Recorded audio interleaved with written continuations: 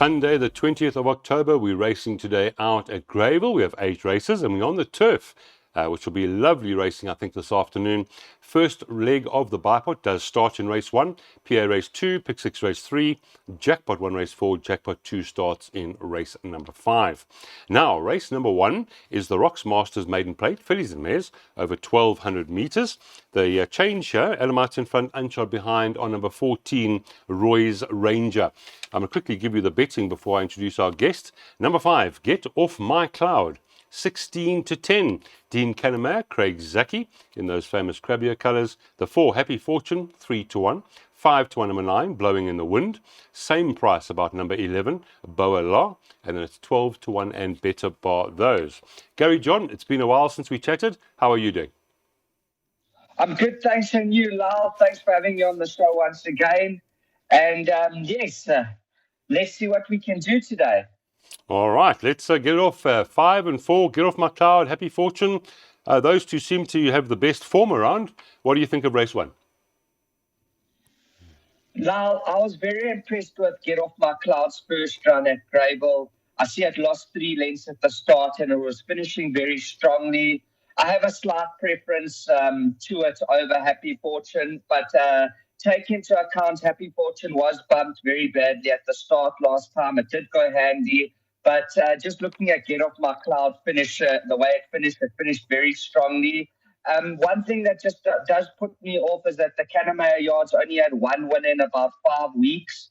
And also a horse that loses lengths at the start, I know it was drawn badly, and it could do it again, which does put me off slightly at Greyville. Just speaking of my first choice here, Blowing in the Wind, I really wish this race was 1,100 or 1,000 meters. I think this has the best form line in the race. I feel like it's also going to go up handy with Happy Fortune. I do like it. And then another horse I haven't put in my bar pot, but one to watch out for next time out is a horse called Run for Peace, just to see how it improved and stuff. I think it's going to finish back end of quartets here in this race. And I'll be having a bet next time out on this horse if it has a draw. So, yes, in this first race, I see the race 9, 5, 4, 13. All right, 9, 5, 4, 13. There is Gary John's bipot. 4, 5, and 9 by Banker 6, by Banker 11. 2 and 6, leg 4. 3, 4, 5, and 8. 2, 4, 6, and 8. And the cost there, 96 Rand. You can always add on, put other horses in. Bankers save money, and that's why we put those in. So, race number 1, that is the first leg of the bipot. Race number 2 is a fillies and mares. Nice race, 94 handicap. They're racing over 1,400 metres. No scratchings in race number 2. And this is where the PA gets underway this afternoon. 13:10, the off time of the second. Betting has number 5, Bevy's Delight, at 22-10. The Inform Perilla, number 6, showing up at 3-1. 33-10, the beautiful number 7, Stormy Choice, the daughter of Kawari. Then it's 9-2, number 1, Captain's Christie. And Simple, number 2, showing at 17-2. 12-1 and better bar those. First leg of the place accumulator in a nice little race, this one. Gary John, how are we playing the first leg of the PA? Now, in my PA and my bar pot, I've bankered Perilla in both. I think this horse should be good enough to finish in the top 3. Just speaking on Bevy's Delight and Stormy Choice, comparing it to Perilla, Stormy Choice is in the weights, 3.5 kilos for a 0.9 beating on Perilla. But my slight concern there might be the 1,400. Does Stormy Choice stay the 1,400? I know it has one at the Vaal over 1,400. But yes, I think this horse could be a better 1,200 meter horse, Stormy Choice. And then also Bevy's Delight. Stormy Choice is in the weights with Bevy's Delight, but I still have slight preference Bevy's Delight over Stormy Choice. I think Perilla in this field, it should definitely be in the top 3. Just looking at its previous form, it's won again. In its last 5 runs, it's gone first, second, fourth, first. It's ultra consistent. Greyville Turf, Scottsville Turf, Greyville Poly. I had to lean slightly towards Perilla. I see the race here 6, 5, 7, 1. Perfect. We're taking a strong stance here. Banker number 6 in the first leg of the PA at a decent 3-1. She doesn't know how to run a bad race, and Rachel does take the 1.5 kilograms off, which won't do her any harm. 6 banker leg 1, 11 banker race 2, or leg 2, which is race 3. The third leg, banker 2, by 3, 4, 5, and 8. 2, 4, 6, and 8, banker 2 in the penultimate, and then 1, 4, 6, 10, and 12. And the spend in this PA with those 3 bankers, just 80 Rand. Race number 2, that's where the PA starts this afternoon. Race number 3 is the maiden plate. They're racing over the 1800 meters. This is the important start of the pick 6 this afternoon. 13:45. A few equipment changes. Number 3, Bubba Gump. The blinkers have been removed. The 7, Gajima Mfana. The Adamites are off, so steel shoes this afternoon. And number 12, Global Ruler. Cheek pieces on and the blinkers are off. Now, if you look at the betting here, there are only 2 horses with real form here. Number 11, Captain Oliver, is a 2-1 after a very pleasing debut for the son of Patala Palace. And number 4, New Frontier, at 22-10, son of New Predator. For Paul Lafferty, has run some good races. After that, form not all inspiring. Silver Platter is at 7-1, along with the first timer number 10, Tidal Rock. And then you can go as much as 12-1 and better bar those. Gary John, what are we doing here in the first leg of the pick 6? Are we going strong with the 11? Lal, I've made this my best bet of the day, Captain Oliver. I've also banked it in my pick 6, and I'll be having a small bet on it at 2-1. I think this is the right horse in the field. My only concern is the draw 11. But just watching on its first run, where it came from and how it finished, from also a bad draw, I think it ran an absolute cracker. Also knowing in that form line with the actor, Artist Model came out to win, and a horse called Chili in the Air came out to win. Then speaking obviously of the clear danger, New Frontier, I'm not very convinced on its last run, on its form line. I think this form line is very suspect. And if you want a line with Captain Oliver, a form line with Captain Oliver and New Frontier, if you go to the Lancia run of New Frontier on the 22nd of August, there was a horse that ran second there called Always Shining that beat New Frontier by 4 and a bit lengths.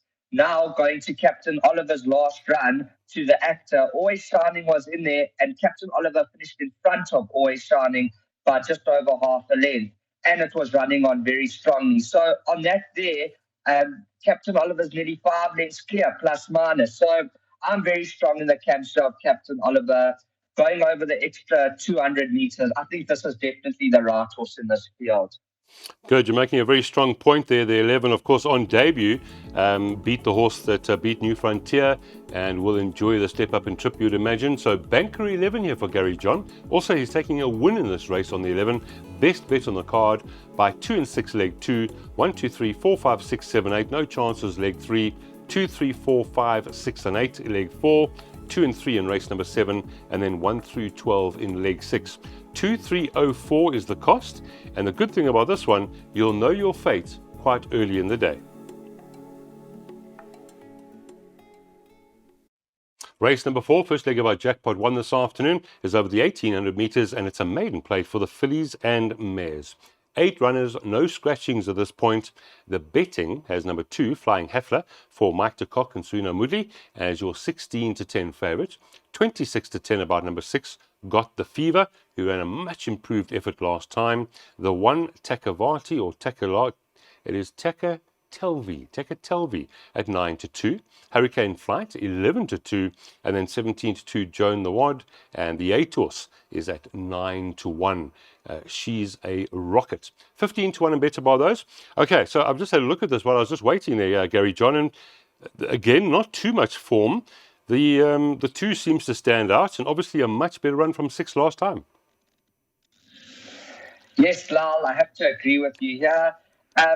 Just speaking on Flying Heffler and Got the Fever, they both ran together last time, and they both came off a rest. Flying Heffler was draw 8 out of 9, now draw 2, and Got the Fever was draw 1 that day, now draw 6.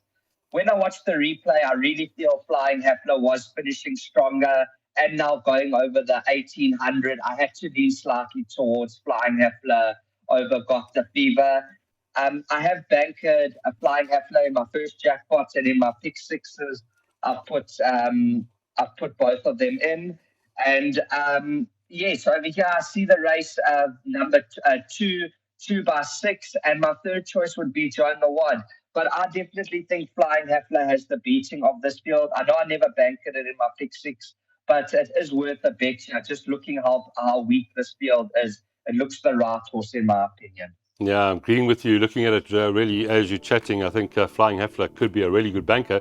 But like you said, in the pick six, funny things happen, and that's why they pay. So Gary John is bankering the 2-horse Flying Hafler in the first leg of our jackpot 1, 2 by 1, 2, 3, 4, 5, 6, 7, 8, by 2, 4, 6, and 8, and then 2 and 3 in race number 7, the final leg of jackpot 1. The cost there, 64 Rand. Race number 5 is a Fillies and Mares 76 handicap, 1,000 meters, and this is the all-important start of our final jackpot, jackpot 2 of the day. Right, no scratchings, no changes at this point. There are 10 runners carded. The betting has the 1 Prankster as your 7-2 favourite. Number 10, Sweet Julia, 4-1. 11-2, number 7, Vision to Achieve. It's 6-1, number 2, Swiss Paradise. 7-1, the 8, Grey Fantasy. 15-2, the pair, number 3, and number 6, and then it's 10-1 in Better by those. So as far as the betting is concerned, this is a very open race, and I can see why Gary John's gone a bit wide in 1 or 2 of those legs. Gary John, how are we playing this trappy little race? Now, this is a very open race. I've obviously played in this race for the value in this race because I give nearly every horse a chance here. Just speaking on my value bet for the day, Grey Fantasy, I really feel if this horse comes back to its best and show some of its earlier form in its career, I think it should beat a field like this. And then just speaking on the stable companion, my second choice, number 5, Here in After. I was actually very indecisive on which one to make my value bet. I lent to Grey Fantasy, a younger upcoming horse, obviously. But I'm going to have a little nibble on both of these at the prices. I think there's value in them. I mean, Here in After's 14-1 and Grey Fantasy 7-1. So you can have a bet on both here. It's a very tough race. I mean, Here in After's also won 3 in a row at one stage, Polly or Grass. So I'm just not too sure in this race. It's very open. It's a very hard race. And just speaking on Grey Fantasy's first run to Just Reckless, it was a great run. Then next time out to come out to win. And then its third run in Joburg, the jockey obviously got dislodged at the start. So I'm in the camp of Grey Fantasy. I think they could get it right in this field. They're going to go very hard up front here as well. So I'm not too sure what to expect, but like I said, slight preference to Grey Fantasy. Second choice Here in After, and my third choice will be Vision to Achieve. All right, so Miller runners are fancied here in that jackpot. 3, 4, 5, 6, 7, 8, 2, 4, 6, 8. Bank at 2 in that final or penultimate race, race 7, and then 1 through 12 in the 8th race. 288 Rand, and Gary John likes a little bit of Grey Fantasy, a bit of each way at 7-1, and for those who like a bit of a rougher price, Here and After, number 5 at about 14-1. Race number 6 is a merit rated 94 handicap, 1,200 meters, no scratchings, 9 runners. The betting has them as follows. Number 3, Mr. Master Starter, 5-2. It's 5-1, the pair. Number 2, Tread Swiftly. And number 6, Master Josh.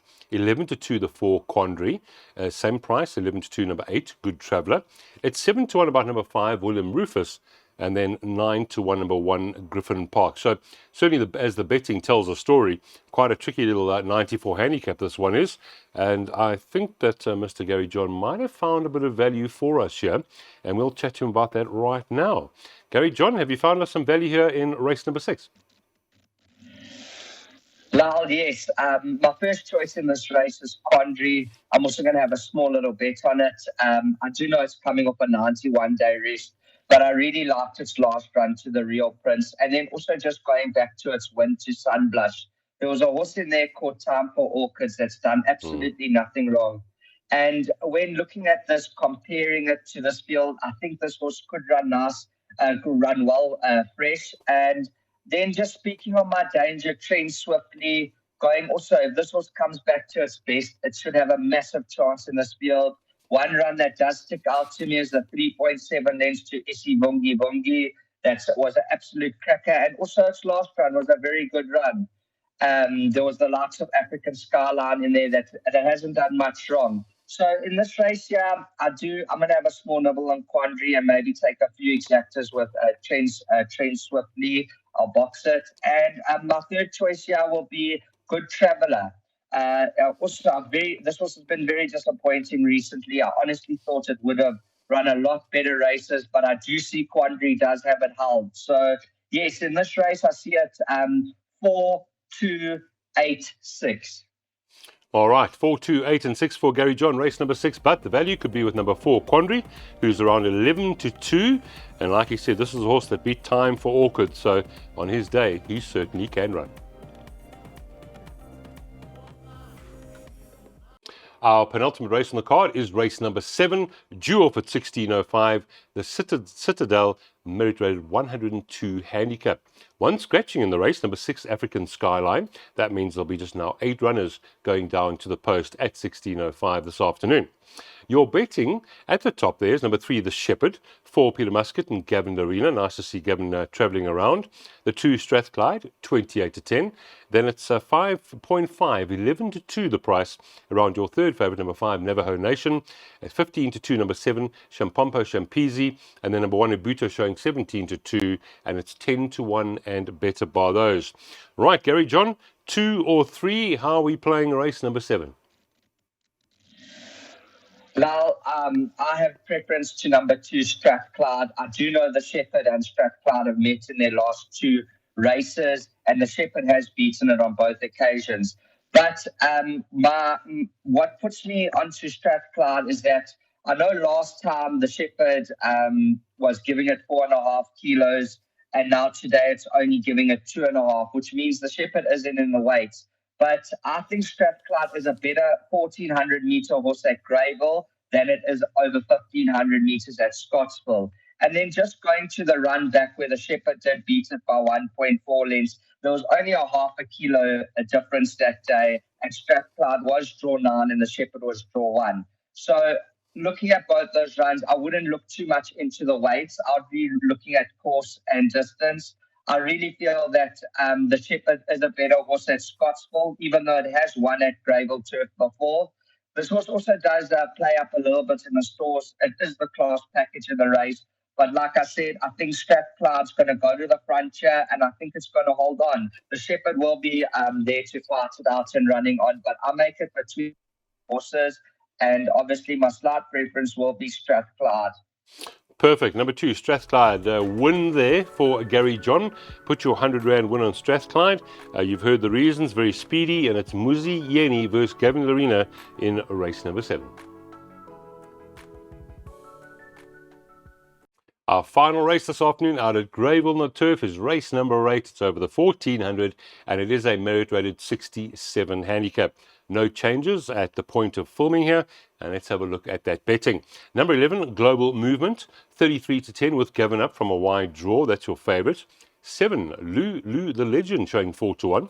9 to 2, number 2, Stevie G, the son of Crusade. 5 to 1, the 6, Lazy Guy. It's 6 to 1 about number 12, that's Beach Palace. And then it's 10 to 1 and better bar those. So 1,400 meters around the turn for the final race. This is the sort of race where you'll want to catch hopefully a bit of a quartet or something. Gary John, how are you reading the final race? Now, this is a very open race. I actually think this is the hardest race on the card. I've opted to take a swinger box with 3 horses, 6, 10, and 12. Talking about number 12, Beach Palace, on its last run, coming off a race to Forgiveness. I think this was a very good run. I think this horse has dropped in class quite a lot here and can definitely pop up. I would have really liked to have seen it with a better draw. But at draw 12, last time it did show some gate speed. Maybe it overcomes. Then my second choice, Lazy Guy. On its last run, I had to like this horse to Cat's Pajamas. It was a good run. And then also going back to its run before to Terenyaku, there's been 2 winners out that form line. Stars in Heaven come out to win on Wednesday on the poly track, and Imperial Power came out to win as well, quite well it won. So I see the race 12 by 6. And then my value in the race is number 10, Iron Will, because he has actually beaten Lazy Guy and Beach Palace before. I just hope this horse hasn't gone backwards. But if this horse does also come back to its best, I think it'll be right up there. I'm hoping for a bit of a result here for all my exotics. So, yes, I see the last race 12, 6, and 10 in that order. Thanks, Gary John. And like Gary said, he has loaded this up in most of his exotics, so he will be hoping for a result. If number 10, Iron Will, wins, he'll be over the moon. But that swinger boxed 6, 10, and 12, just £3 for that final race. You can also take those, play a quartet, float them around. It could pay quite handsomely in race 8.